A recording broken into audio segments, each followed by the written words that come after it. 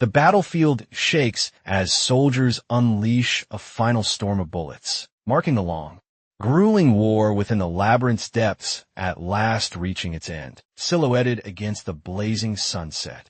The heroes stand tall beside their fluttering flag, as news spreads that tens of thousands of labyrinth masters have been crushed and countless prisoners freed from a yawning mouth of the cavern. A massive crowd steps into the light, faces trembling with awe after years of endless darkness. The scene narrows onto a single child, a haunting reminder that even those born in the labyrinth shadows have now been given a chance to live under the sky. A cloaked man extends his arms wide as the narration explains that, after losing their mothers during the war, these children survived by nursing from monster creatures' milk. The hero spots someone inside the cave.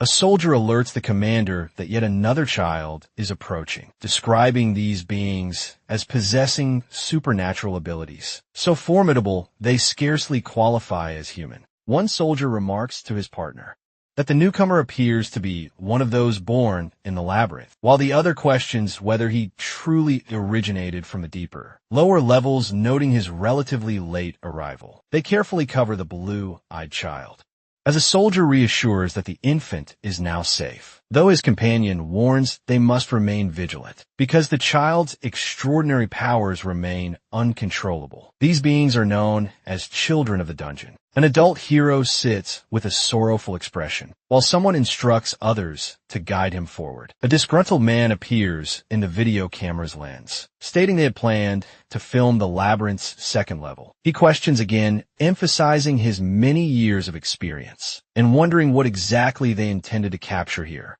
The girl settles beside the young man, surrounded by soldiers. She inquires if the children of the dungeon have gained fame from widespread media attention, hinting that they might be on the brink of becoming millionaires, and reigning supreme puzzled. He presses further, asking the top of what. Closing her eyes, she smiles and reveals that she's done some thorough research. Raising a finger, she emphasizes how deeply the children of the dungeon are obsessed with caves, making sure he understands his passion. They turn their attention to the adult man. The girl explains that surprisingly, he is the only child of the dungeon who fears the labyrinth, which makes his skill level the only one still unknown. The helmeted hero suggests to his partner that perhaps his fear signifies weakness. She responds that she arranged for security as a precaution, just in case the young man rises, while the astonished children murmur among themselves, amazed that less than 10 minutes have elapsed. Approaching them cloaked, the hero sternly points out that remaining here is dangerous. He insists they must reach at least the second floor before proceeding with a pass. Repeating his warning, he urges that the guards should refrain from using weapons. Even if monsters appear, the guards exchange uncertain looks, and one asks if the hero is overly concerned. He firmly replies that avoiding any violent encounters is imperative, grinning. A soldier looks at him and says they don't care who he claims to be. His instructions are simple: accompany them now, and afterward they will handle the children on their own. The hero, wearing a scowl, silently brands them arrogant fools, while they babble aimlessly. Someone inside the labyrinth is being brutally torn apart. Beside him, a boy wearing a helmet exclaims in surprise, realizing that underestimating Geyser would be a grave mistake. From the shadows of a dark corner, a monstrous silhouette emerges. A fierce mutant with imposing horns growls menacingly. The protagonist explains that this subterranean beast is typically found on Geyser's first floor, and is already wounded, urging everyone to retreat before the scent of blood clings to their clothes. The soldiers ready their weapons and shout in unison, defiantly declaring they will now prove what their pay is truly for. The protagonist, shocked, pleads urgently for them to hold their fire. A soldier loudly commands fire. The soldiers unleash a barrage of bullets from their machine guns. Towards the enemy, the monster lets out a piercing, agonized scream, covering their ears from the deafening roar. The soldiers brace themselves. They stand triumphantly before the lifeless body of the monster. The soldiers gaze at him, expressions filled with surprise and disbelief, bursting into loud laughter. They point fingers mockingly, insisting the creature didn't even put up a fight. Amid the jubilant crowd, the protagonist stands with a dissatisfied expression. The girl asks if he filmed the encounter, while a soldier remarks that anything that moves falls to their bullets, admitting he feels uneasy about the many deaths here. Yet he reminds himself these beings are no different from wild animals. Clenching his fist, the protagonist orders the startled soldier to gather their gear and prepare to leave immediately. The soldier, however, insists they've secured everything and assures there's no cause for alarm. Amidst the cavern shadows, the group stands frozen as a sudden, thunderous noise reverberates through the rocky chamber. Turning sharply, the man questions the source of the sound. The protagonist explains that the predator must have heard the gunfire. It's still distant, giving them a slim chance to react. The astonished man suddenly perceives the lethal intent directed at him. The fighters exchange strategies, with one asserting that a narrow approach will guarantee a kill, recalling how their last victim fell to just a couple of shots. The one they just eliminated was worth several $1 million, covering his face with both hands. The protagonist sighs, realizing they're discussing money again, while one teammate exclaims that taking down several enemies could net each of them $10 million. The soldier gestures sharply to the side, drawing attention away from the conversation. The protagonist follows the soldier's gaze, curious about what he's indicating. Standing among the fighters, the man firmly announces they will remain where they are. The others laugh, teasing that it finally dawned on him not to expect any financial rewards later. The protagonist instructs the boy and girl to follow him, but the girl insists they need to continue filming first. With a fierce glare, he spins around and commands them to come along immediately. The soldiers turn to leave, shouting assurances that they'll meet again soon, adding that they must first finalize the plan and thoroughly scout the area ahead. The heroes quicken their pace, calling out to the man to slow down. He glances back at the exhausted girl trailing behind. She questions their destination, pointing out he has ruined the entire shoot. But he dismisses her complaints with a grave expression. The protagonist asserts that they're leaving this place immediately. Girl nearby yells out, reminding them of their agreement. The surprised girl begins to understand his intent and realizes the reason this dungeon child roams the labyrinth is because of, as the protagonist looks at her, she assumes he's simply acting out of fear. Grabbing her partner by the jacket, the girl suggests they return. When he asks why, she explains they still need to film their fight. Fuming, the heroine shouts that they've spent a fortune to get here, and abandoning the shoot now would mean losing everything. Suddenly, the heroes halt and turn at the unexpected sound. They peer cautiously into the cave, where eerie noises echo from within. The hero in the helmet, along with his companion, reels in shock. The cloaked man orders the terrified girl to stay silent and follow him, warning that they can't afford anyone discovering the group has split. She asks what's happening. He explains that the predators heard the gunshots, and the prey they killed belonged to them. Staring into the camera lens, the girl asks if he intends to let them die. He replies that trying to persuade them would have already doomed everyone. The camera jitters as the protagonist remarks that, since the blood stained their clothes, their fate was sealed from the beginning. The helmeted man removes his feet, while the girl screams urgently that action must be taken. He firmly insists that she remain calm. He records a drop of blood seeping onto his boot as the protagonist reflects on how he wishes it were possible to persuade them. Unsettling noises echo nearby, and the hero keeps filming, capturing every moment. A creature suddenly emerges right in front of the camera's lens. The camera reveals a massive, terrifying monster looming ahead. The footage shows the man shielding himself with his hand, yet he still gets a bit startled. The protagonist and the girl spin around as the camera tumbles to the ground. The savage beast aggressively tears into the helmeted man, through blood dripping from his mouth. He pleads desperately for help. The startled man watches intently while the girl clutches her head, questioning aloud how a wolf monkey ended up on the first floor. He spins around with renewed excitement.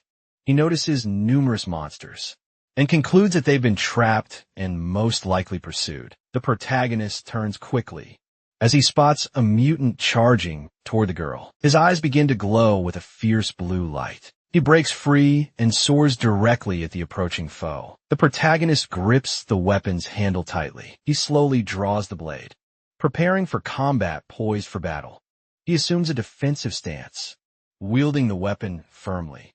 He positions himself directly in front of the monstrous attacker. As the mutant stretches out its paw, the protagonist scans for vulnerabilities. With agility, he leaps and narrowly avoids the monster's strike. He propels himself onto the enemy's head, gaining the upper hand. The girl, clutching the camera, stares ahead in terror as the mutant wildly swings its paws at her. Protagonist hurls the blade, striking the advancing monster with precision, cradling the girl protectively. He warns her that he's about to sprint, with every ounce of his strength, holding her firmly. The protagonist cautions that she might break a few ribs in the rush, urging her to brace herself. The fighter skillfully weaves through the monster's attacks, evading each blow with finesse. The mutant stares in disbelief, caught off guard by his swift movements. Wolf monkeys begin thudding heavily against the earth as they fall. Then the protagonist kneels beside the girl, who is seated on the ground with a somber expression. The young man acknowledges their valiant resistance, commending her endurance, but warns that enemies remain close and they must hurry. The surprised protagonist spins around, upon hearing that the casualties were caused by him, with tears glistening. The girl insists that he had the power to prevent their deaths. She opens her eyes wide as the protagonist remarks that she doesn't seem to fully grasp the situation. With a grave tone, he explains that his role is to escort, not to engage as a guard. He questions the tearful woman if their contract required him to fight, despite her insistence that lives were lost. The astonished heroine hears the name Geyser mentioned. He stands firm before her, declaring that she hired fools unfamiliar with this terrain, who ignored his warnings, yet he inexplicably bears the blame. The protagonist asserts that if they had trusted his advice from the outset, they likely would have survived, and perhaps never even encountered the monsters. Through her tears, the girl quietly asks why he still chose to save her. She looks up and realizes that if she dies, he won't receive any payment. He extends his hand, insisting he's merely fulfilling his duty and she must pay, while assuring her of his protection. The fighter notices a sudden glimpse from the side. The astonished heroes witness a radiant glow materializing before them, an emblem depicting the labyrinth, featuring a sword entwined by a snake, emerges in front of them. The stunned protagonist immediately recognizes it as the entrance to the labyrinth. The ground cracks beneath his feet, and he understands he must flee immediately. The shocked heroes see the earth, shifting and slipping away beneath them. They scream in terror as an enormous chasm opens up right before their eyes. The man forces his eyes open wide in sheer fear, slowly rising while clutching his shoulder. He utters a curse in shock. The protagonist realizes his left arm is fractured. He looks ahead and recognizes that things could have been far worse. Surveying his surroundings, he remarks that the customer couldn't have survived such a fall. With a grave expression, the man reveals an even more troubling concern. He spots the labyrinth emblem and admits he's deep in trouble, as this marks the labyrinth's core. Advancing forward, he says he must thoroughly investigate the area. Turning around, he notes the eerie stillness, suggesting the labyrinth has been deserted. The protagonist scans the surroundings carefully. He approaches the emblem featuring the snake and sword. Suddenly, the snake springs to life, coiling tightly around the protagonist. The stunned man quickly realizes just how swift his opponent is. She sinks her teeth into his hand, and he stares at her in disbelief as she mentions the 18,230th snake liberator. Filled with fear, the protagonist swears he won't perish in this place. He shuts his eyes, accepting his presumed death, while hearing something about the heritage of this dungeon. Suddenly, the shocked man opens his eyes wide. He rises to his feet, standing alone at the cave center, amazed. He whispers that he's still alive, although he definitely sensed the poison's effect. He gazes at his hand, relieved to see it unharmed. Looking down, the protagonist dismisses concern for his hand, nodding that his entire body has fully recovered. He stands in the cave's center, musing that he must be close to the first floor's entrance. In the distance, he spots a girl lying motionless. He dashes toward her, calling out her name with urgency. Cradling her in his arms, he notices that despite her grave wounds, she is still breathing, surveying the area. He realizes no one is nearby. No medicine is available, and no help is forthcoming. Girl suddenly coughs up blood, growing weaker by the second. He swiftly lifts her onto his back, knowing there's no time to hesitate since she could die any moment, carrying her through the cave. He urges her to hold on just a little longer. They're nearly out. The scene changes to reveal a fence and a house, and the hero breathes a sigh of relief, declaring he's finally home. He enters his room as a caption informs that earlier today, around 9:00 a.m., an accident befell the expedition group. He watches the TV as the report reveals that 7 out of 9 monsters were killed in an ambush that annihilated the entire detachment's combat force. The man sinks onto the couch, nodding that less than 2 hours have passed, while the journalist explains that the sole survivor was rescued by Mr. Kim, known as the Dungeon's Child. He switches off the TV, relieved that the entire ordeal was captured on camera. Without this evidence, he feared being held responsible for everything. He exhales deeply, reluctant to bear any fines caused by the reckless actions of a few. He glances at the envelope, mentioning that he left part of his salary in Hyungi's room, hoping she would notice it. Despite the difficult timing, the girl approaches and speaks to him, surprising him with her unexpected presence at home. She looks at him with a sorrowful expression. He asks what's wrong, suspecting she has been crying. Kim watches her, intently struck by an unexpected emotion. She clutches the envelope tightly, and the protagonist realizes that the large sum of money must have shocked and frightened her. He hands her another envelope, instructing her to accept it without question, and assuring her he did nothing wrong in obtaining it. Standing behind the frightened girl, a man frowns and demands to know what is going on. With a smirk, the man mentions that his father has the day off and mocks him as being a disrespectful youth. Kim listens solemnly as her father discovers that he risked his life to earn money. The man, wearing a scowl of dissatisfaction, shouts that of course he quit his job and came straight home. The father raises his voice at his daughter, demanding to know why she still holds on to it, despite being told to return it. Turning to him with excitement, the protagonist asks what she's doing, and insists that she return the items to her older brother immediately. The furious man questions whether he truly believes the items are so worthless that he'd risk his life for money, pressing him for an answer. The guy smiles and tells the harsh father he's confused, because nothing bad happened to him. He just earned some money. The surprised protagonist hears him admit he knows they aren't blood relatives, but greatly underestimates him, asking if he really thought he'd never uncover the truth. The young man shyly pleads for forgiveness. He turns around and notices the envelope lying there. Sister, feeling guilty, asks for the envelope back, standing beside his father. The protagonist faces Hae Young Jae as she leaves the room. The man remarks that he thought he had raised Kim well, but he turned out selfish, covering his face with his hand. He admits that raising a child is no easy task. Meanwhile, the guy explains he gave her the money because he wanted to and had no other use for it. So why not save it for her wedding? The surprised guy learns that if she knew he risked his life to earn that money, she would never accept it. Turning away, the man reminds him that Kim is part of the family, and that must never be forgotten. The main character replies to his father. His father exits the room, urging him to rest and assuring him this incident won't repeat. He nods in agreement. Kim's face falls as he realizes that taking responsibility for a dungeon child comes with a significant financial reward. Clutching an envelope, it's explained that many children were adopted, only for their caregiver's downfall, leading to numerous cases where such children ended up killing their guardians. Kim slips the envelope into his pocket, quietly acknowledging his stroke of luck. Noticing the slightly open door, he feels the warmth of truly having a family. As he enters, he realizes that, Although Hyunji's wedding has strained them financially, it is a challenge they can overcome. He gazes thoughtfully at his arm, rolling up his sleeve.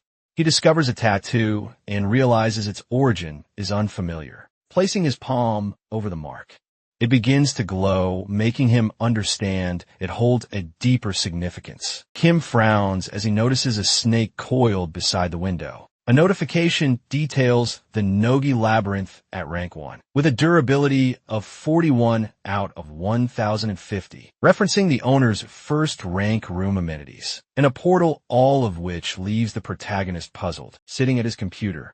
He notes that he has managed to find fragments of information scattered across the internet. He points toward the window, remarking that the green panel resembles the interfaces often seen in video games. He realizes that the Nogi labyrinth is the same maze where he was bitten by a snake, prompting him to question why the labyrinth has chosen him to be its new master. To his surprise, he discovers that this labyrinth also appears within the realm of games. The same window pops up on the screen, and Kim points out that something has materialized beside the portal. He directs attention to a red sign and insists that it wasn't present before. Suddenly, the entire surroundings begin to fracture and scatter into pieces. Stunned, he struggles to comprehend the unfolding chaos around him. The protagonist collapses to the ground amid the turmoil. As he looks up, the emblem of the labyrinth appears before him, confirming that he has returned to that very place. Gazing ahead, he notices that the scene has changed. Kim senses something ominous with growing unease. The snake's eyes glow intensely, and he exclaims in alarm that history is repeating itself. Rising to his feet, he acknowledges the snake's incredible speed surpasses his own, compelling him to summon every ounce of his strength. He charges at the serpent, clutching his cloak, swiftly throwing it over the creature in an attempt to restrain it. The snake lashes onto the sword concealed beneath the cloak, ensnared by the fabric. Standing firm in a fighting stance before the serpent, he taunts, questioning whether she truly believes her trick can defeat him. Kim's eyes widen with frantic realization. The cloak will only delay her briefly, and she will soon regain enough strength to escape desperately. He knows he must find a weapon. Suddenly, the legendary 18,230th Liberator of the Snake is named, the destined successor, to inherit the dungeon and claim the throne of Naga. The protagonist gazes ahead with frustration and spots a snake. He is told he is too young and incapable of bearing the crown's heavy responsibility. Yet she cannot rewind time. This moment will be deemed destiny. The man approaches the emblem, questioning her cryptic words. She reveals herself as one of the labyrinth's masters, solemnly announcing that the king has fallen. Fueled by fury, Kim demands an explanation for the unfolding events. She wishes him strength to endure his daunting reign. The image of a coiled snake appears. As the main character calls out, "Hey," Kim shouts angrily for her to stop toying with him, declaring he will never return to this nightmare again. Clenching his jaw in anger, he realizes he had evaded the labyrinth for years, but now he must descend into it for the money needed for Hyungi's wedding. An onlooker watches the man, remarking that he should have heeded his parents' advice to avoid the labyrinth, yet wonders why relentless misfortune keeps chasing him. He spins around, but finds no one remains behind him. Startled, Kim hears his brother's voice calling out to him through a crack in the wall. His sister asks if he's in her room and urges a conversation. He replies that he's changing clothes and she should wait a moment. He peers through the gap, wondering if this is truly the portal that brought him here, as faint sound from the outside world seemed to seep through. Door swings open and Hyunji exclaims that he's entering. He immediately asks her to stop grinding his teeth. He spits defiantly. The man leaps into the portal, scattering particles as he passes through. He clutches his shoulder, grimacing as if his body is being ripped apart, yet insists that he's fine. Kim positions himself before his sister, who then questions him about the mysterious noise she heard. He peers at him from the doorway, puzzled by his sweat and casual street clothes, and asks why he looks that way. He stands awkwardly embarrassed, while those behind him rave about his legendary reputation. Hyunji nudges him with a bright smile, teasing whether he's just playing around. The guy replies that he's actually watching a live stream. He gazes at her with excitement. As she admits, she never imagined her typically reserved brother would have an interest in such things. Then he presses her to continue. She bluntly observes that he lacks hobbies, friends, or a girlfriend, often isolating himself in a room for days. Kim asks how she truly perceives him. In the frame, a young boy clasps his head in distress, realizing she partly speaks the truth. After escaping the labyrinth, he desperately tried to erase that harrowing place from his memory. The boy covers his ears in terror. It's explained that the peace he struggles with causes great discomfort and this very unease likely explains why other dungeon children are so irresistibly drawn to the labyrinth. The protagonist fixes his gaze on his sister and inquires what she wanted to discuss. Hyunji lowers her eyes in a flush of embarrassment. She bows her head apologetically, expressing remorse toward him. He scratches his head upon hearing that she was unaware. He returned to that place because of her, and she sincerely regrets it. He responds that he had feared something worse had happened. Kim smiles warmly and reassures her that everything is fine, and there's no reason to worry. He glances at the stunned girl and lets out a resigned sigh. He turns around, closes the door, and tells her to wait outside since he'll be right back. Meanwhile, the protagonist suddenly remembers he left his coat inside the labyrinth. Through a crack, Kim spots a red monster wearing his cloak and notices that some money remains there as well. The man stands across from them, observing the scene, intently startled. He looks ahead, realizing with shock that his money has been stolen. At that moment, his sister calls out to him, peeking out from behind the door. With a smile, he reassures her that everything is fine. He explains he was so absorbed in the game that he completely forgot about the events of yesterday. Kim turns to the astonished girl and asks if she's okay with him playing occasionally. She nods her agreement. He slams the door shut behind him. Expressing his gratitude, she watches him, clearly surprised by his sudden action, leaning against the door. He hears her remark that she has never seen him so engrossed before. Mentally, he offers her an apology. He shuts the door firmly behind him. Protagonist approaches and steps through the portal. He rushes toward the coat, lying abandoned on the ground. Kim picks it up, glances around, and realizes the monster has disappeared, remarking that the place now feels empty. Emptying his pockets, he confirms that everything is there except for his money. A message appears on the window while he was outside the labyrinth. The devil stole all his money. To track him down, he must complete synchronization and activate the labyrinth's entrance. Caught off guard, the protagonist turns around, confused by what's being said. He shouts at the pop-up notification, furious, wondering why some fiend is demanding his money. He stands motionless at the center of the room, clutching the emblem tightly. He flings off his coat in frustration and mutters a curse under his breath. The protagonist lowers himself onto the imposing red throne. With a heavy sigh, Kim, clearly irritated, struggles to comprehend how such a situation could have unfolded. He gazes in astonishment at the purple spheres embedded in the arms of the throne. The screen displays a system pop-up, stating that detailed labyrinth information is locked and will unlock only after synchronization completes, asking whether to proceed. Seated on the red throne, the protagonist remarks that the sphere seems to function like the tattoo on his arm, though he no longer cares. He settles down by the system screen, a melancholic expression clouding his face, annoyed. He insists that synchronization will proceed. He isn't leaving without his money. Kim sits before the emblem, realizing that without it he wouldn't even be standing here. Though he remains indifferent to the labyrinth's fate, the man accepts the choice on the screen, pondering if he's starting to feel drawn back to his birthplace against the backdrop of the emblem.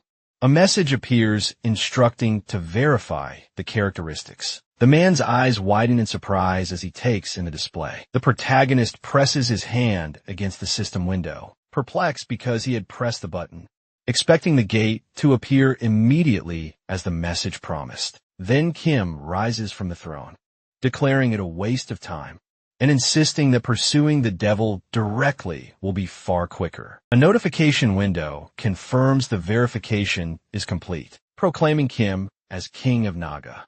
Synchronization has now begun. seated on the throne. The man is suddenly enveloped in a brilliant flash of light. He looks down startled to hear a voice announce that Master Kim has been credited with registering the 18,230th snake nest in the Naga labyrinth. Protagonist finds himself standing alone within an endless white void. The labyrinth undergoes transformation as synchronized data from Master Kim. The labyrinth's overseer is integrated. Beneath his feet, the white surface begins to fracture, gradually giving way to the reformation of the old chamber. Around him he stands framed by an array of flags and banners, with a declaration that synchronization has been successfully completed. Surveying his surroundings, he contemplates whether the labyrinth's design has seen any improvements. Pop-up window reveals that Kim, rank 4th, is the labyrinth's owner. The labyrinth itself holds rank 1, showing durability at 201 out of 1,050, with its structures unchanged. The protagonist casually dismisses the update, remarking that little has actually changed. At the far end of the room, a dark exit looms. He muses that the labyrinth's entrance must be located nearby. A menacing monster stands guard close to the passageway. The protagonist spots the creature stationed near the throne and regards it with silent intensity. The horned monster growls, incredulous that someone dared to approach Kim in person. As the mutant turns, Kim remarks that an ordinary person wouldn't even notice someone sneaking in, let alone realize an intruder had entered. Protagonist raises his hand defensively and, labeling the monster a kleptomaniac, confidently declares it was asking for this. Gripping the monster's neck, he applies pressure, eliciting a groan of pain. Kim strikes him sharply across the face. The red mutant's face flushes crimson as he's choked. Holding him firmly, the man taunts him as a bold thief for daring to return to the crime scene. With wild eyes fixed on the monster, he demands the stolen money back, threatening to tear him apart if he refuses. He shakes the mutant violently, stunned to find the money is nowhere to be found. Noticing the hero's trembling hand, the monster exclaims, surprised that he understands the value of the missing money. He tightens his grip around the monster's neck once more. The monster hands the hero an object, catching him off guard. The man declares the thief has decided to settle the debt. Stunned, the man gazes at a glowing red crystal cradled in the monster's palm. Upon closer inspection, he recognizes it as a rare deep gem. The scene shifts to display a variety of stones, as the narration explains that deep gems are exceptional jewels, found exclusively in geysers, either deep beneath the Earth's surface or concealed within scarce plants that grow there. The hero's sword in one hand and stone in the other stands over the lifeless mutant.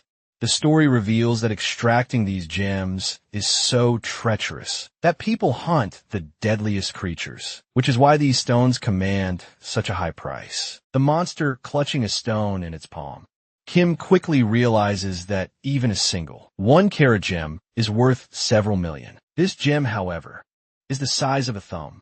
As he tightens his grip around the monster's neck, his eyes fixate on the stone, confirming that the crystal's value must be in the tens of millions. The blue mutant emits a strained low groan. Suddenly, another brilliant blue crystal materializes in the monster's grasp. The astonished man realizes that this is yet another gem. With a guttural groan, the monster hurls the crystals into the air. The man releases his hold on the monster's neck. The protagonist immediately lunges toward the falling crystals. As he turns around, the monster disappears swiftly into the shadows. Kim throws the stones up and triumphantly declares that at least securing the gems was a success. In the image, the crystal radiates a dazzling white light. Captivated by the luminous glow, the protagonist spins around in astonishment. The surprised man notices a pop-up window from the system, indicating he's sacrificed a mid-rank deep gem, and that the damaged portion will be restored and enhanced. Overwhelmed with frustration,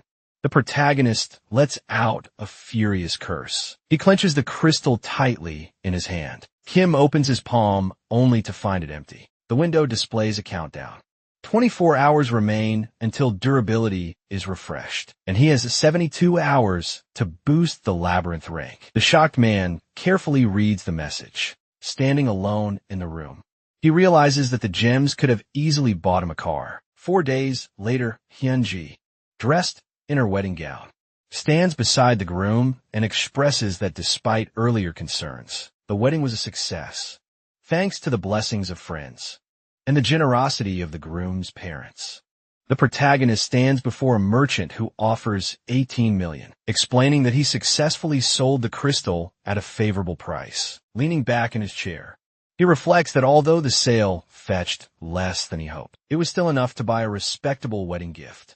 He worries about his father's reaction and decides he must hand the gift over personally. He still can't believe a mere stone could be worth 18 million. Kim notices a countdown window, showing 24 seconds remaining until the labyrinth update ends, and laments that without the labyrinth's interference, he might have earned 38 million. A pop-up notification signals the update's completion. The protagonist accepts that dwelling on what cannot be changed is futile and resolves to hope the outcome justifies the sacrifice. Rising from his chair, the protagonist commands to open the gate. The man steps confidently into the rift. He examines the system's pop-up notifications. The update is complete. His rank has advanced from 1 to 2, and 2 new structures have been unlocked. However, the labyrinth activation has unveiled new monster species nearby, and defenses are currently weak. The radar reveals an active squad and minimal resistance at the gate. With defenses lacking, it also reports the creation of a naga nest adjacent to the owner's room. Surprised, the man inquires about the nest. From the side, Kim notices curling clouds of smoke. He casually brushes the smoke aside. The astonished hero suddenly perceives something unusual. He notices the hay and remarks that a hidden space has formed where the wall once stood, revealing a nest inside. Walking along the nest, he comments that it looks unlike anything he expected. He had imagined it to be more reminiscent of a snake's lair. Suddenly, something stirs behind Kim. Catching him off guard, the startled man questions when the monsters manage to accomplish this transformation. Clearly baffled by the sudden change, the system announces that 6 first-rank Naga slaves have materialized within the nest structure, noting that the number of slaves will increase in proportion to the labyrinth's rank. Kim, shocked by the appearance of the creatures, reflects on the concept of slavery in this context. He observes the tiny snakes and is puzzled by how unexpectedly adorable they appear. Kim receives a notification indicating that the slaves are now awaiting further orders. He contemplates and states that he fully understands the duties of slaves, having previously worked under government supervision. The charming little snakes listen attentively to 3 scouts, assigned the task of mapping the labyrinth, beginning from its center. Facing them, he instructs that they must investigate nearby hazards, resources ecology, and other factors, emphasizing that survival takes precedence over combat, to which they respond with hisses. Watching the snakes crawl, the protagonist realizes that ideally, he should have sent a guard along, but his lack of funds prevents him from affording any protection. Turning around, he orders the others to excavate a wall opposite the nest to establish a secure storage area. The image depicts a snake wielding a pickaxe. The protagonist holds little hope for it, judging them as small, stout, likely slow and frail, making them perfect, easy prey for monsters and geysers. He reflects aloud, acknowledging that the achievement is quite remarkable nonetheless. Observing the workers, he comments that he never expected them to finish the wall in merely an hour. The system notifies that the storage facility is complete and that some of the enslaved workers have returned from scouting. The startled man expresses shock, surprised that only a portion of the group came back. In the dim light, he spots a single snake carrying supplies. He rushes over urgently, asking where the others are and whether they were killed. Disheartened, he laments their weakness and obvious status as slaves, far inferior to monsters, concluding that they have lost the others for good. Standing before the supply-carrying snake, the protagonist inquires if it's unharmed. It hisses in response. He wonders if they encountered so much loot they had to return early. then clarifies it's an honor they care. Nodding, it still hisses, back behind the delighted creatures. A notification announces that the morale of 4 workers has improved, boosting their work efficiency.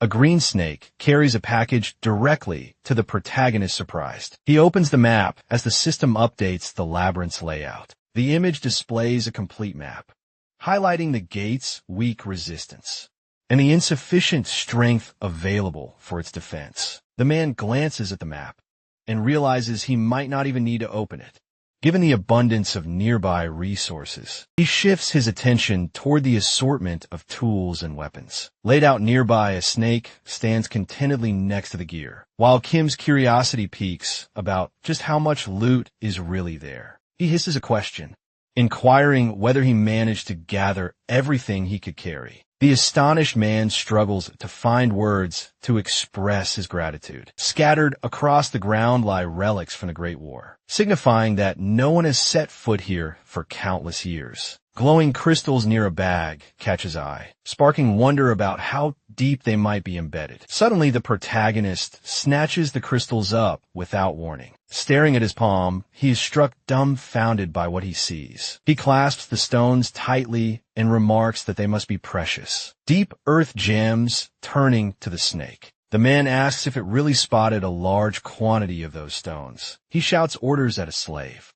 urging him to gather everything quickly and make sure the others are informed immediately. Declaring the need for urgent evaluation, the man rushes off without delay. The protagonist halts before the portal, suddenly aware. He doesn't know what fate awaits the workers if he departs. He turns back and voices concern about the possibility of the labyrinth being attacked. While he's absent, his gaze falls upon the sorrowful snakes, their expressions heavy with worry. Kim notices a green snake carrying a bag and asks whether it's certain that deep gems still remain here. Kim nods in affirmation, then glances downward and acknowledges that the labyrinth indeed yields valuable rewards, whether in wealth or opportunity. Protagonist stands alone, centered in the middle of the chamber, contemplating what lies ahead. The system window indicates he sacrificed 1 low-level profound gem, along with 2 additional low-level profound gems. A notification reveals that the profound gems are being transformed into labyrinth energy, with the success chance rated as average. Kim closes his eyes, dazzled by the glow, pondering the worth of sacrificing millions of units of one resource. Just for a chance, the boy looks ahead and reflects that, despite his efforts to forget the labyrinth for 5 years, arriving here has completely consumed his thoughts. He watches intently, finally grasping why dungeon dwellers become so obsessed and are willing to risk their lives for these trials. Clutching his head, the boy recalls that despite Geyser's dangers and utter darkness, he never felt unease while living peacefully on the surface, and such impressions cannot simply be erased. The boy stands alone in a stark white space, overwhelmed by a profound sense of boredom. Gazing forward, he admits that boredom has completely taken hold of him. Nearby, charming snakes linger, with legends foretelling that the Naga King will bring great honor to the Empire. He smirks and exclaims, anticipating the glory that will soon radiate throughout Geyser. Kim points decisively toward the throne room, commanding the Naga to appear. System window materializes before the hero, notifying him that he is now able to summon both a Naga soldier and a servant. The man rubbed his chin thoughtfully, muttering that since this was all he could summon for now, calling in soldiers to guard the labyrinth was the wisest choice. He surveyed his surroundings and realized he couldn't recklessly summon numerous warriors, as each came with a costly maintenance price. Kim rested his hand on his belt and resolved to summon a single soldier and 1 servant immediately. The system alerted him that 1 unit of the abyssal gem had been spent to summon a warrior. A slender beam of light materialized right before the young man. Shielding his eyes, the hero squinted against the intense brightness. His eyes widened, caught off guard by the sight before him. Before him stood a muscular, armored Naga, and the man murmured that such a weapon would more than suffice. The brunette pointed firmly over his shoulder, instructing the Naga to guard the storage area alongside the workers. And the creature obediently hissed in acknowledgement. Watching it depart, the young man assessed the Naga's impressive physique. Then a notification popped up summoning a servant required 2 gems, activating the secret of Giza, which would bring forth a heroic rank Naga. Eyes wide with astonishment, the main character repeated his inquiry in disbelief. A line of light appeared before him, causing the entire hall to tremble. A dazzling flash lit up the air, prompting the young man to curse under his breath. Suddenly a figure swept his sleeves with a deliberate motion. Ears flickered into view atop his head. Dominic, a heroic rank servant far superior to ordinary ones, and a trusted advisor appeared before his master, ready to serve with unwavering loyalty and respect. Girl gently closed her eyes and softly whispered hello. The hero stared at her stunned, as he realized her voice echoed inside his mind, like a telepathic message. Dominic smiled and invited her to give the first command, confirming she could speak. Meanwhile, Kim stood in the hallway with the new servant, explaining the situation when he finished. She furrowed her brow, thoughtfully contemplating the information. The man looked away awkwardly, as the other person asked if he hadn't completed his training yet. He glanced toward the girl, who requested to see the map of the labyrinth she had studied in detail. She unfolded the map and pointed out nearby deposits of deep gems, astonishing the young man with her adeptness at reading maps. Dominic turned and offered to explain everything along the journey, and the gentleman agreed, suggesting they explore together. As they navigated the dungeon, their companion mentioned a stalactite cave within the labyrinth. He explained that the cave's walls were thin, enough to be broken through to reach the gem deposits, and that it could serve as a site to establish a mining station, stopping near a crystal in crevice. The companion noted that deep gems could sometimes be extracted while processing other minerals, as the girl added with interest. The servant pointed toward the buds, explaining that even though the gem-bearing plants were small, they could easily bring them along, since these plants are remarkably hardy and require minimal care. While they lingered there, the girl bent down to carefully gather a few of the flowers. When they arrived at the lake, Dominic proposed that they secure this area, since it formed part of the labyrinth. The nearby passages were easy to defend. There was a source of drinking water, and this spot was located right at the heart of the floor. The group examined the map, and the hero inquired about the red zone. She suggested it was inhabited by wild creatures. A monster was depicted on the diagram, and the girl explained that this area was likely blocked because the slaves encountered these creatures and chose to avoid it. The brunette glanced at her, as she added that this monster-infested territory might be designated as a hunting ground to justify summoning additional soldiers and servants. Standing across from her, the young man sought confirmation of her name. She beamed with joy when a master declared that what she shared was truly remarkable. The servant placed her hands on her cheeks and exclaimed that this represented the bare minimum knowledge required for a role, as she was responsible for helping to manage the labyrinth. The brunette, however, urged her not to downplay her expertise. Kim looked at his companion and admitted he never imagined someone here with whom he could truly converse. Facing each other, the hero reminded her that he hailed from the upper world, had no intention of abandoning the labyrinth, but anticipated being away frequently. The girl closed her eyes briefly and assured him that she understood his concerns. She tilted her head thoughtfully and explained that since the labyrinth lacked a core, it wouldn't be long before hordes of monsters swarmed in, given Geyser's unpredictable nature.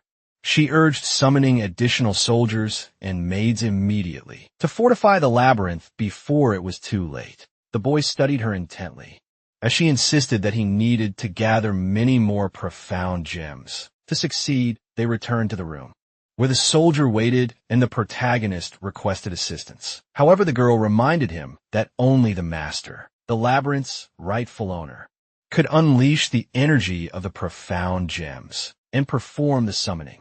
The maid looked at the master with a questioning gaze, as he murmured that he had one final question. Dominic's eyes widened in shock when a brunette asked, What would happen if he failed to meet their expectations? With his back turned to her, the girl explained that while some of the Nagas might abandon or rebel, no monster could ever usurp control of the labyrinth from its rightful owner.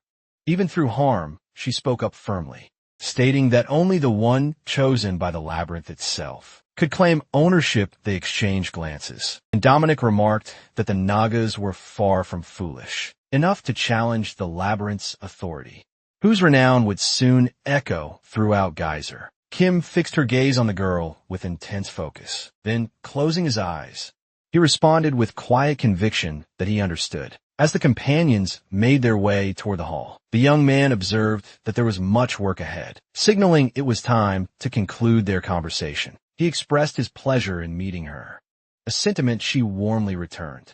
The young man then explained that he could enhance the labyrinth using gems harvested from flowers.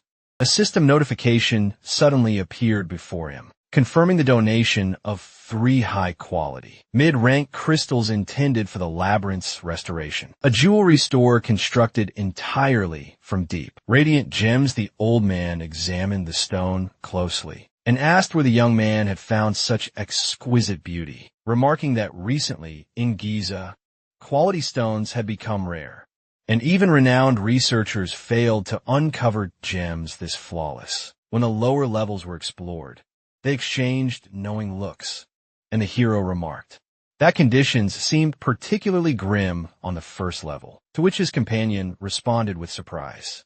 That wolf monkeys from the 8th level had suddenly been spotted on the first. The old man ran his fingers through his hair and noted that over the past 5 years, researchers' expertise had declined, significantly leading to a sharp drop in the availability of deep gems. He gestured dismissively and said he wouldn't question where the young man sourced the gems, but he wanted to propose a contract, reassuring him that it wouldn't be a burden or an obligation to rely solely on the young man. Kim stroked his chin thoughtfully, realizing he had been away from Geyser for too long and was unaware of the current situation there. He concluded this would be a good opportunity to learn more about the labyrinth. While gathering gems, the brunette turned to the owner and agreed, requesting details about the labyrinth.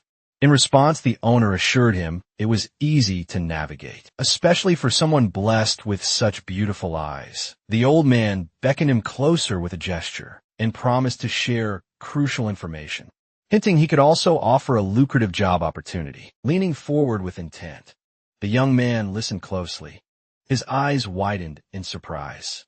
When the man asked if he was familiar with the infamous hell spiders, the old man closed his eyes thoughtfully and explained that these creatures were notoriously hard to defeat, but each guarded a rare gem. If the young man held a high rank and managed to slay even one, he would be richly rewarded.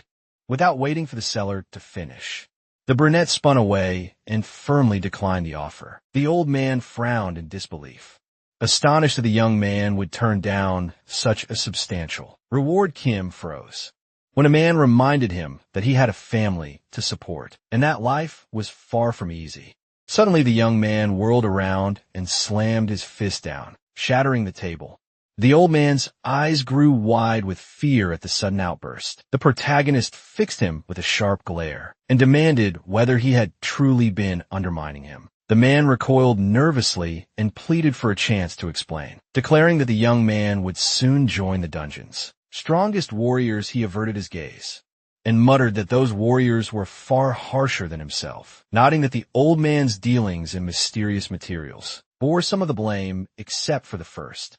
His gems possessed an unusually flawless and suspicious quality. Kim furrowed his brow, asserting that he had mined the gems himself, and the other man quickly reassured him that there was no doubt about it. Seated across from the young man, the seller spoke solemnly of the many here who had endured harsh lives, parents, siblings, all fallen to the sword. He glanced downward, confiding that trusting solitary individuals who had nothing left to lose and had long prioritized only themselves was a difficult matter. Such people rarely bore responsibility for others. The hero leaned forward intently.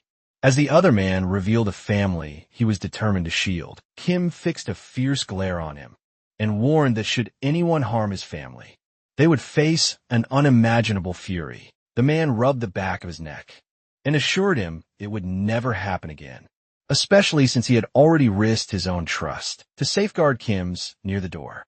The protagonist turned and instructed that payment for the gems be transferred directly to his account. Afterwards, the room was left with only the elderly man remaining inside. Beside him lay a shattered table, and a man muttered that he hadn't even brought it up. A genuine child of the dungeon through and through. Kim recalled the terror he'd felt as a child, staring ahead while voices urged him to flee. He found himself standing amid fallen bodies and children sprinting from the deadly hell spiders. One child was impaled by a spear, crying out in anguish and asking why they were being subjected to this cruelty. After a lifetime of labor for their labyrinth, blood streamed from his mouth as a scream echoed in agony. Before the protagonist towered a colossal beast. Duke Geyser's eyes shone with an eerie red glow, piercing through the darkness. Kim sprang to his feet, gasping for breath as his chest heaved wildly. Dominic and Greenie exchanged curious glances, their attention fixed on him. The young man met the girl's concerned gaze when she asked if he was all right, replying that he had just experienced a vivid dream from his past. Seated on the throne, the young man reassured everyone, calmly insisting that all was well, since those events belonged firmly to the past. His eyes fixed steadily on the scene unfolding directly ahead. Both the servant and the small creatures nearby watched him intently, their expressions unreadable. Brunette ruffled his hair playfully, letting out a laugh that startled Dominic, momentarily exchanging puzzled looks. The Nagas were silently taken aback, while their master remarked how strikingly different they seemed. Compared to other beings, the girl folded her hands thoughtfully and asked if perhaps he didn't quite appreciate them. But the hero quickly cut her off, assuring her they suited him perfectly. He rubbed his chin thoughtfully, realizing that it was precisely because the Nagas didn't resemble the usual labyrinth inhabitants that he felt less uneasy being here.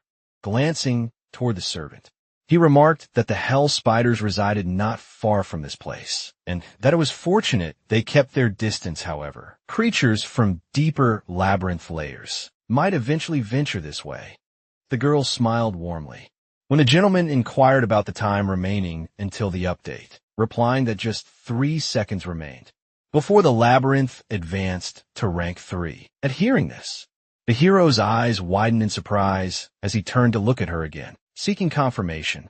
He rose to his feet just as system notifications flickered before him, announcing new structures that were now unlocked and previously inaccessible.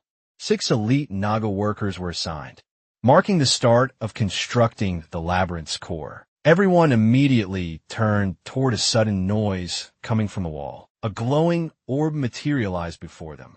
As Dominic explained, it represented the labyrinth's heart. Its destruction would deactivate the entire structure. They approached cautiously, while the girl noted that the dungeon had limited power. Occasionally objects would appear within it to boost its strength, although these seemed to introduce a potentially critical weakness. The hero glanced at the servant, who explained that even if the core were destroyed during the labyrinth's collapse, surviving it would enable someone to reconstruct it. A new turning to a notice. The brunette observed that activating the core alerted nearby creatures and monsters. A pack of horned rats was now en route and expected to arrive within an hour. Kim faced his companion, exclaiming that they were under attack, to which the brunette responded that reinforcements were essential, as a single soldier would be insufficient. Staring at the core, the young man realized he had never encountered horned rats or witnessed soldiers in action before. Yet he promptly commanded the summoning of the Nagas. System menu appeared before him, presenting a selection of warrior classes to choose from. Kim narrowed his eyes, noticing that additional specializations had just become available. He noticed the numbers beside each name and quickly realized that summoning them would consume a tremendous amount of energy. Energy he had only 21 units of. A glowing table nearby announced the approach of 20 rats, prompting the hero to decide that he must place everything on the soldier's strength.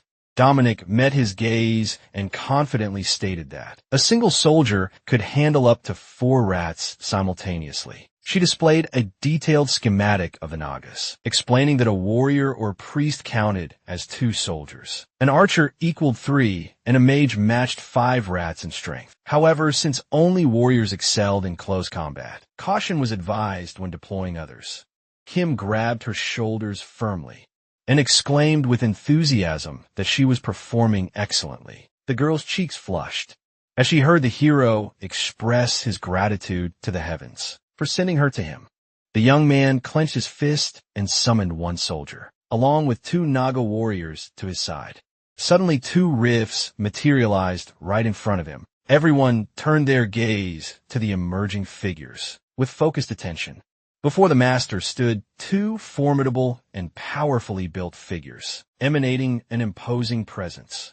Kim smirked with satisfaction, nodding that these warriors surpassed his expectations. With them, one could even hold their own against the fierce wolf monkeys. He glanced to the side, his expression shifting suddenly. One of the snakes casually dropped a pickaxe onto the floor. With a sharp clatter, the brunette fixed her eyes on him and asked gently what was troubling him. Dominic closed her eyes thoughtfully and explained that Naga workers result from mutations in high-ranking Nagas, and the stronger these mutations are, the greater the chance that a new subspecies will emerge. The creature looked ahead with a troubled expression, its demeanor heavy with concern. He stood before the version of himself he could have become, confronting a haunting reflection of potential. The hero crossed his arms, observing that the young one continued to obey orders. Though he appeared lethargic and noticeably lacked determination, the young man pictured him mentally and recalled that, since this monster possessed greater strength than the others, its work pace remained consistent. The girl wiped the sweat from her brow, nodding he needed a lesson. But the brunette quickly disagreed with her assessment. Everyone assembled in the hall as the master summoned the slaves closer, including those who had only just arrived. He frowned but reassured the servant, promising that he would not send them into combat instead. It would be a brief excursion. Dominic's eyes widened when the protagonist explained that respect was crucial to the rogues, and since this was their labyrinth's first battle, shielding them now would be too harsh. The little snake gazed at the master, and the boy vowed to ensure their safety and defend them with all his strength. Without warning, a tool materialized in his hand. He rotated the pick, thoughtfully contemplating which weapon to choose. Naga beamed with delight at the owner, who had generously lent him the tool. Kim smiled warmly. The man raised his hand, commanding everyone to advance into battle. The brunette grinned fiercely, declaring that the scoundrels who dared invade their labyrinth would soon realize they had entered the snake's lair. Dark silhouettes emerged through a swirling cloud of dust. The rats grinned triumphantly, declaring they had discovered the snake's lair and were now ready to confront them. They eyed the 3 small figures before them and remarked that only laborers remained, no warriors in sight, proving the labyrinth's new master was a true Cretan, oblivious even to his own power. Mid the crowd, a mouse named Stretch stood out, distinguishable by his large horn.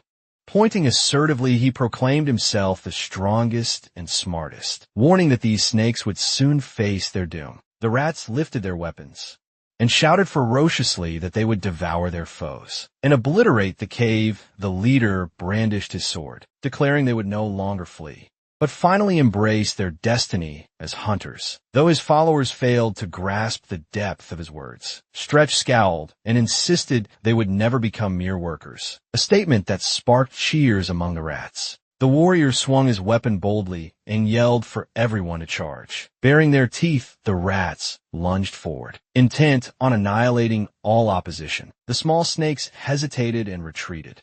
Overcome by fear, one rat leapt up, swinging aggressively toward the targets. Suddenly, the protagonist burst from hiding, slicing through several enemies with swift precision. Trench glanced at him and let out a sharp squeak. The brunette gripped his pickaxe firmly and called out to the Nagas. The young man hoisted the fallen rat's body as 2 soldiers appeared behind him, and he commanded them to demonstrate their prowess. 2 warriors materialized behind the rat enemies, poised to eliminate them all.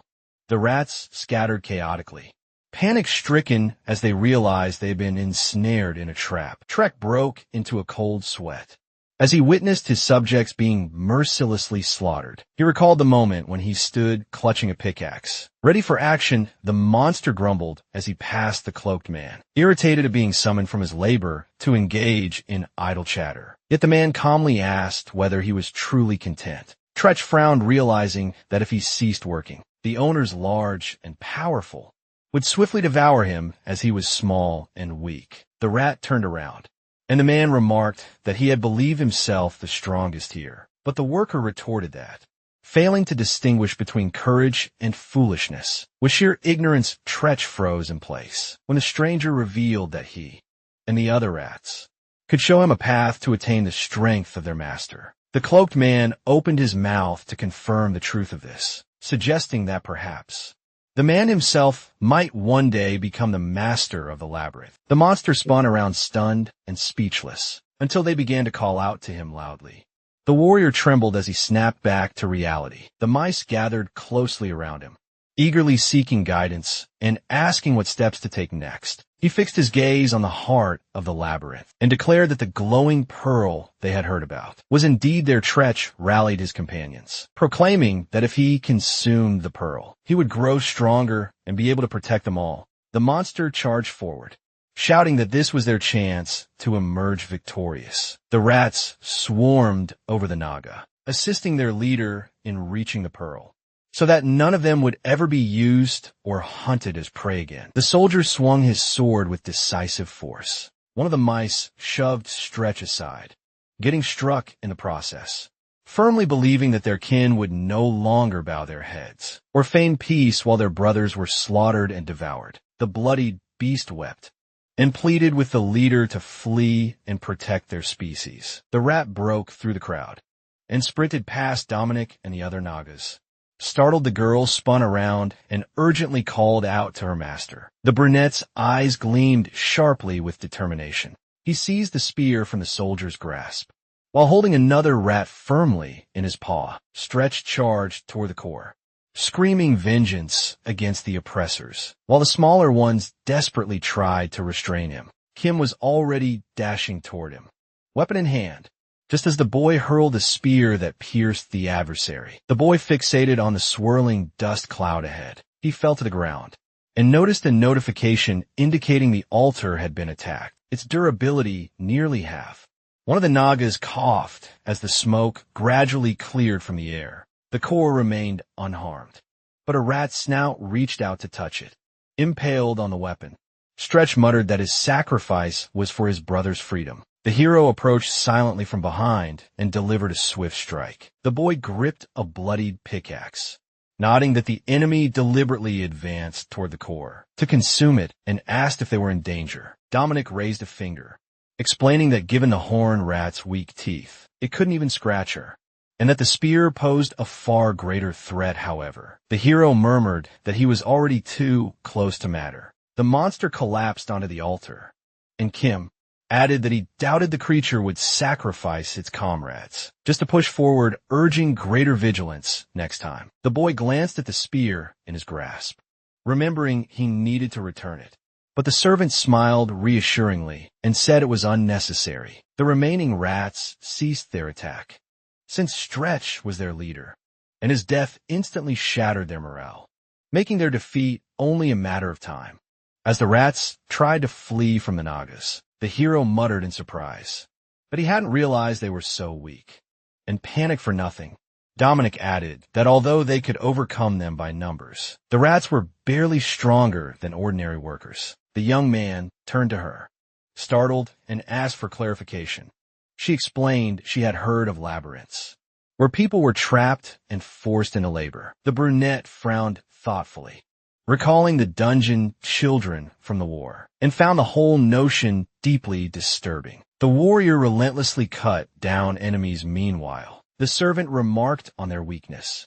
Though the Nagas fought impressively, the master then questioned how such massive bodies could move so fluidly. Without legs, the soldier struck down several rats, as the girl explained that their long tails shift their center of gravity, making them more agile and faster.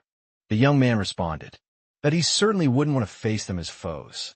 Dominic coughed softly, smiling as the hero fixed her with a curious glance. Hidden just beyond the corner, a figure observed the skirmish, while the brunette explained how analyzing the Naga's strength levels could predict the outcome. Without a word, the stranger pivoted and vanished into the shadows. The man knelt respectfully and reported the presence of one elite hero and 4 regular soldiers. Lowering his gaze, the spy added that their commander likely lacked experience, noting how he hastily summoned reinforcements at the invasion's onset. Seated before him, the colossal beast asked pointedly if 20 soldiers had been dispatched, expressing surprise at receiving so little information. Another man pressed his head to the floor in apology, while the master simply instructed that more rats be summoned. Immediately facing the patron, the man briefed him on the mercenaries, explaining they were enslaving beyond the labyrinth, but were ordered to prepare for war upon their return. Straightening, the man muttered doubts about sending regular mercenaries into battle, only to be reminded by his companion that he was counted among their ranks.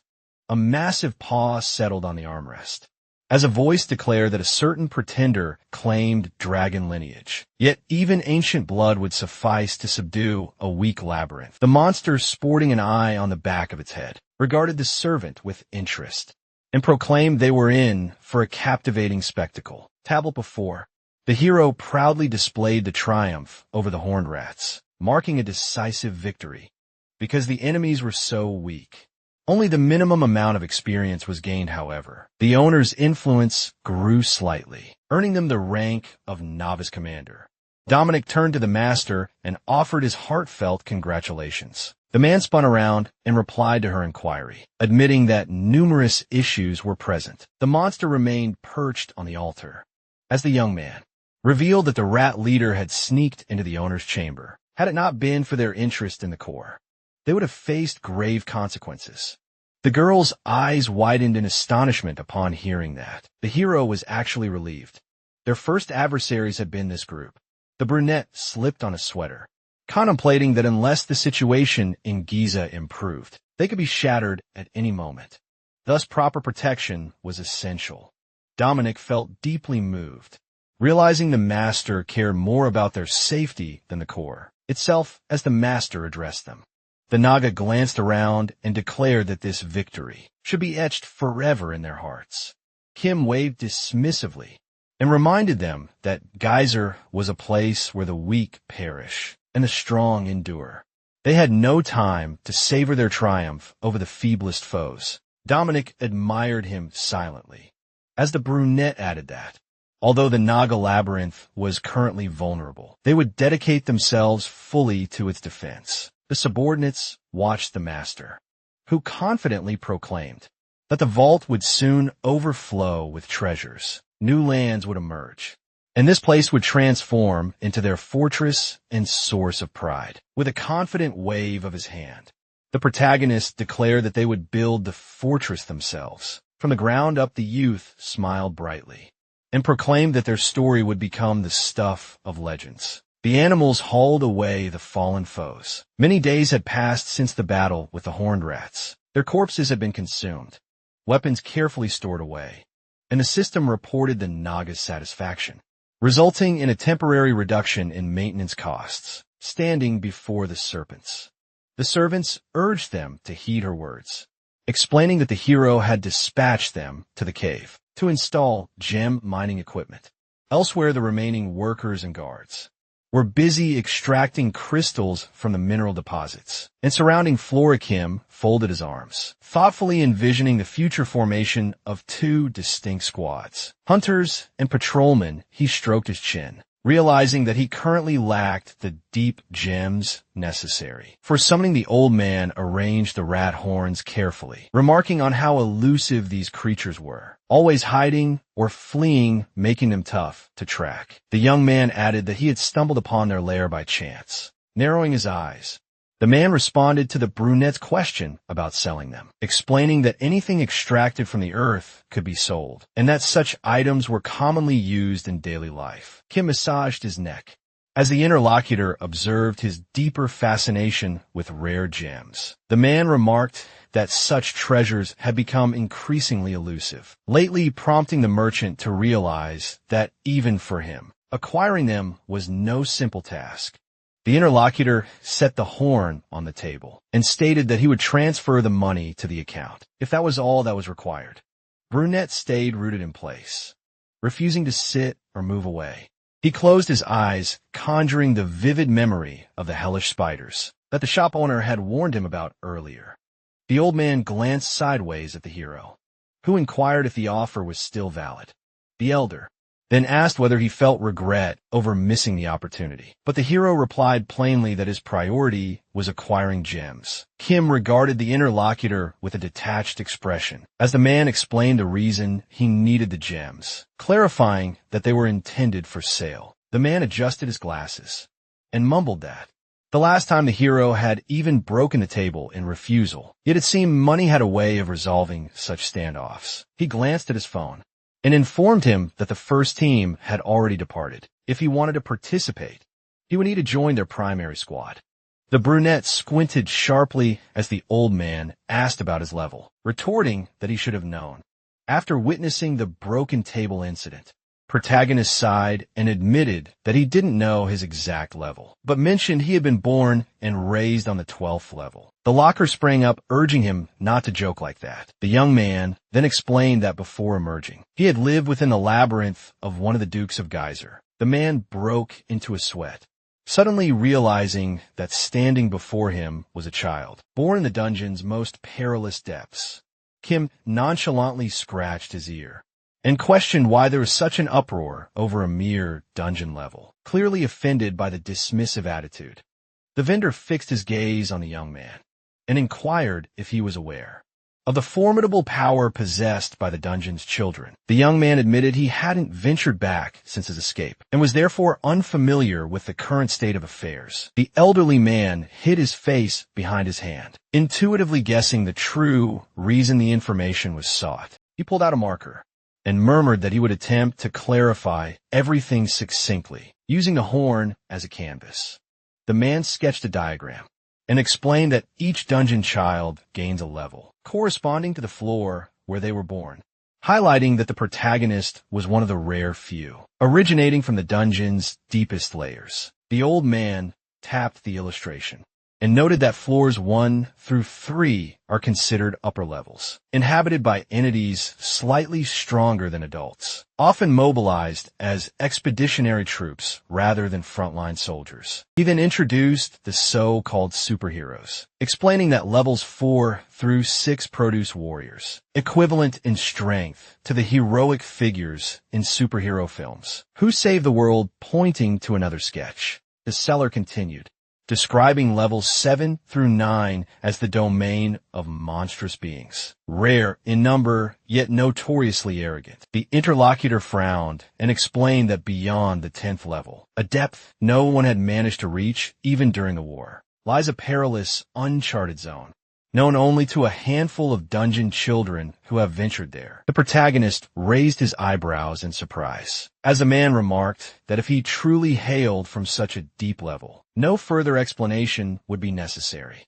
The old man then introduced several individuals, noting that the deeper the floor one descended, the greater the likelihood of acquiring superhuman powers or extraordinary speed. The merchant smirked and teased the young man, asking if his superpower happened to be firing lasers from his eyes. Kim shot him a threatening glance and confidently asserted that, with his current abilities, and even without knowing the man's vulnerabilities, he could easily defeat him using only his bare hands. To the young man's eyes, every inch of the opponent's body appeared to be a glaring weak spot. The interlocutor spread his hands in a calming gesture, asking him to pause just as the brunette inquired whether there was space available for him.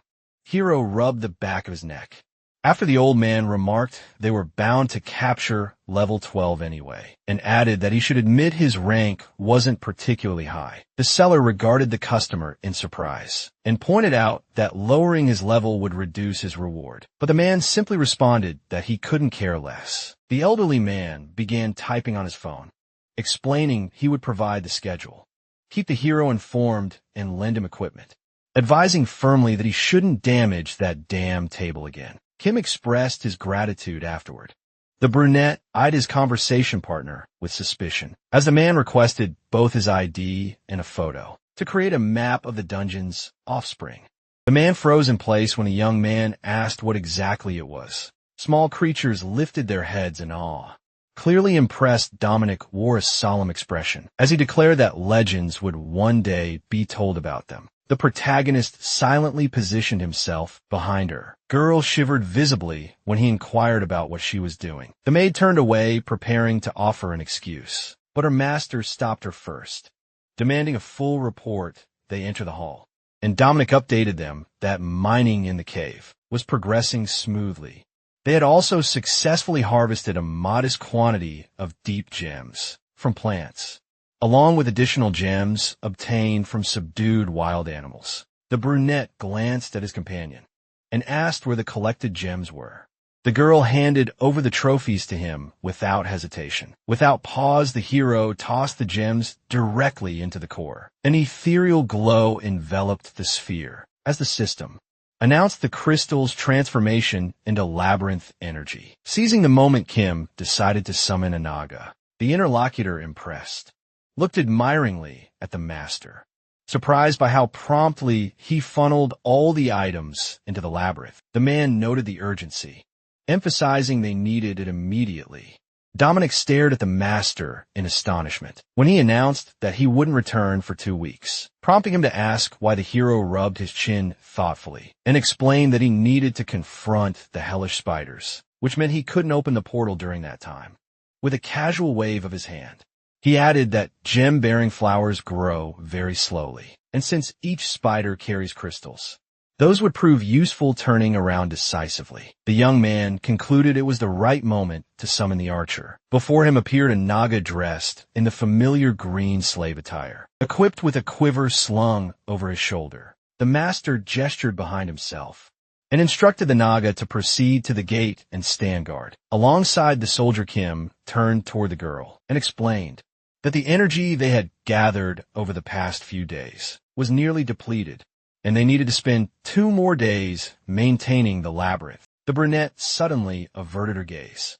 Dominic glanced at the master with curiosity as he addressed her. As the archer passed by the rift, Kim seized the moment to ask if it was possible to adjust the size of the portal he had used to enter. A large crowd gathered near the geyser gate in Payu, while a voice announced a brief orientation session. Before the event began, the girl, standing next to the main character, introduced herself as Junyong, the commander of the expedition, nodding that most participants were experienced and expected to perform more efficiently than usual. The soldiers watched intently as the warrior explained their mission: to clear out the hell spiders that had been infesting the second level for 2 weeks. She emphasized that their team was small, consisting of only 22 members.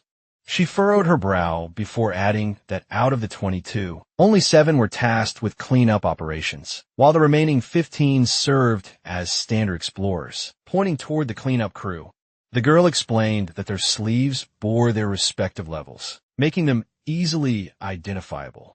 Junyoung spun around and declared that the briefing had concluded. The uniformed man seized the radio and commanded the gates to open, signaling the expedition team to proceed inside. The doors slid open silently behind the hero and his companion. The girl slung her weapon over her shoulder and remarked that since they were far behind the first team, they needed to move swiftly, hoping everyone would make it back unharmed.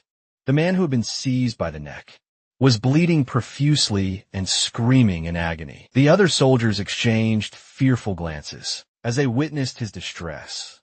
Janyang calmly waved his hand upon spotting the whip lizard and warned everyone to be cautious of its tail. The captain frowned thoughtfully, advising the team to strike the armpit of the lizard's front leg, while the rest of the squad grumbled, frustrated that they began with a creature that would yield so little reward.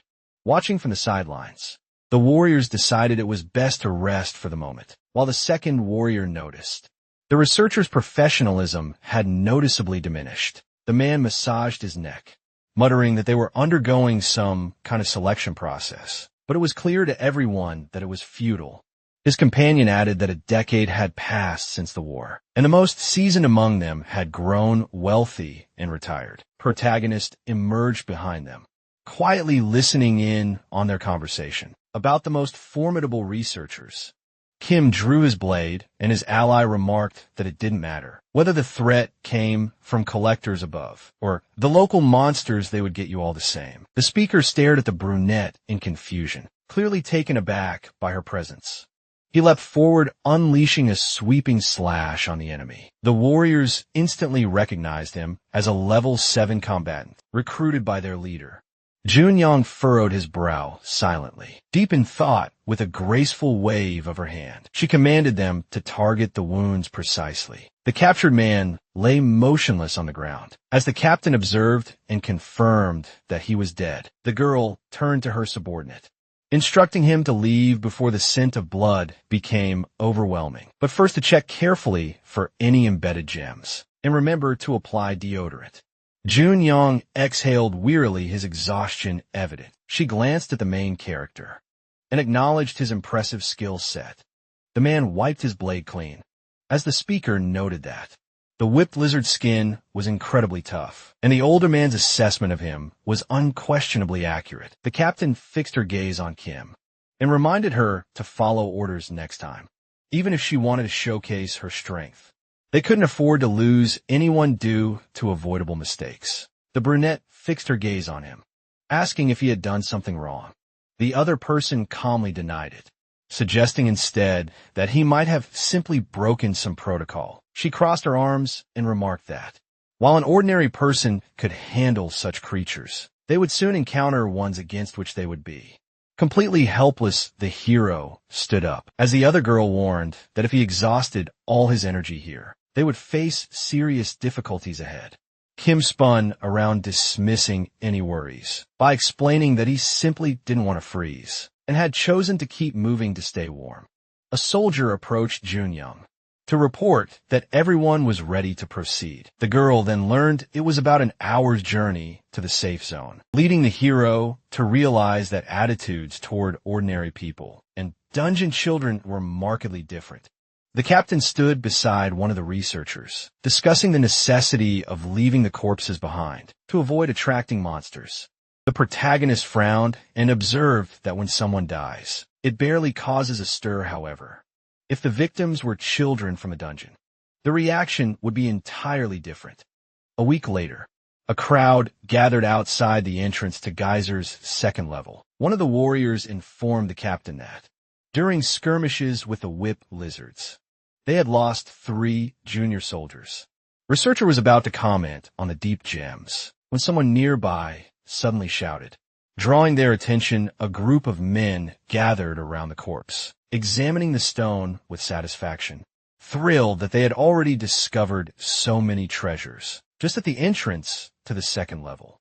One of them grinned, exclaiming that a stone of that magnitude could be worth the equivalent of about 200 people. The second group expressed disappointment, feeling their lives were at risk for such a modest sum. But others countered that this estimate was based on only one small crystal. The soldiers exchanged glances, and one remarked that spiders typically possessed gemstones, roughly the size of a fist, suggesting they might be able to gather a couple of these. The man raised an eyebrow, questioning the potential value of 2 such gems, to which he was informed they could fetch several thousand each. As he muttered, once more a stone suddenly soared toward his head. The stone struck him, sending him tumbling to the ground. Junyang directed her gaze toward the soldier, who had approached and called out to her.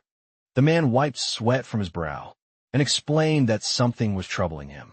They believed they were following the first squad's trail, but the tracks had become too jumbled to be certain. The girl raised her eyebrows and suggested they might have encountered spiders, but the man disagreed, saying the signs pointed to something else, since the previous group's tracks were scattered everywhere. Captain spun around when her name was called.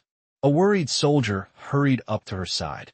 He pointed behind him, explaining that priceless deep gems had started falling from above, and while they tried to collect them, the bodies remained suspended in midair.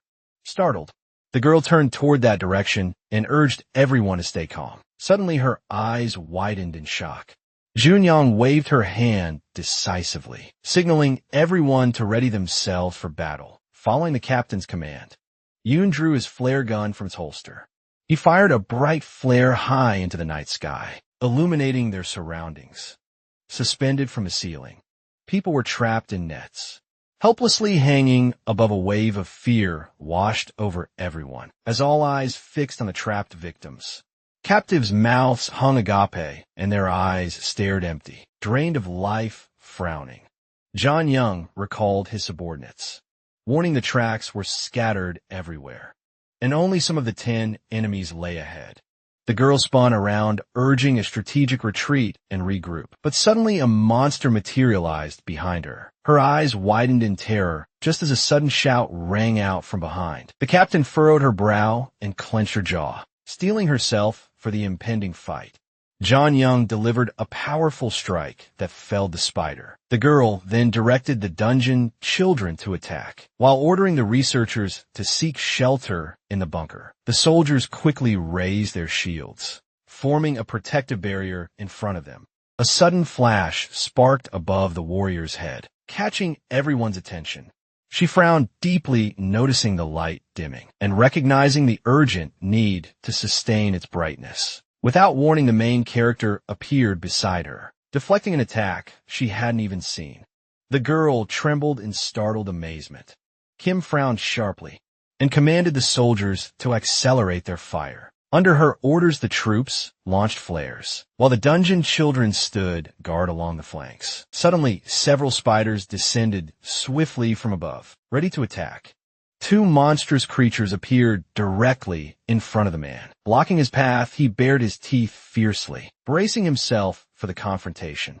With a powerful leap, he swung his weapon in a wide arc toward the enemy. The warrior drove his blade deep into the foe, with unwavering precision. From his side, a second spider advanced, quickly closing in on him. The boy frowned, calling out urgently to his comrade that an attack was imminent. He forcefully shoved the enemy away from him. Yang Ho smiled broadly as he noticed this. The man sprang up from the ground and launched a fierce swing. With 2 swords, he swiftly severed the spider's leg. The spider's lifeless body dropped heavily to the floor. Someone pushed the corpse aside with the tip of a boot. Then he grabbed the monster's head and crushed it mercilessly. The warrior frowned distastefully and muttered that Yang Ho's tactics were revolting.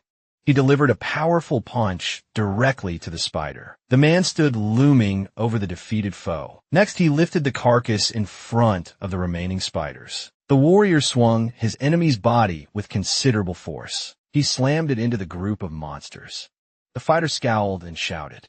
The man hurled one spider directly at another. A girl holding a sword stood on the opposite side. She turned to face him. Her blade traced a series of precise and skillful moves. The monster in front of her was ripped apart into numerous pieces. Girl sheathed her weapon as the enemy let out a scream. She spun around and asked what was happening. The man responded that since she was sitting there like a coward, he had to step, and the soldiers stared in disbelief as the girl questioned whether it was really necessary to face them at full strength. The researchers looked on, surprised by the defender's actions. More spiders advanced toward them relentlessly. Suddenly, the main character appeared before them, instantly eliminating 2 monsters. He landed firmly between the newly approaching enemies. With just a few swift motions, the man cut down the 2 creatures, gritting his teeth fiercely.